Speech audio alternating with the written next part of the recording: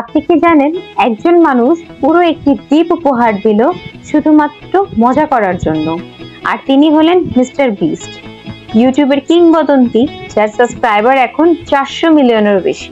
তিনি শুধু ভিডিও বানান না, নিজেকে 50 ঘন্টা মাটির নিচে কবর দিয়েছিলেন, কোটি কোটি টাকা দান করেছেন, বাস্তব জীবনে বানিয়েছেন স্কুইড গেম।